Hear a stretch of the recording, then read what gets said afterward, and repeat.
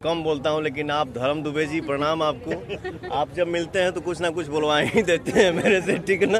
हमारे भोजपुरी को वो बनाना है कि लोग गर्व से आके खड़ा हो कि हाँ मैं भोजपुरी के लिए खड़ा हूँ।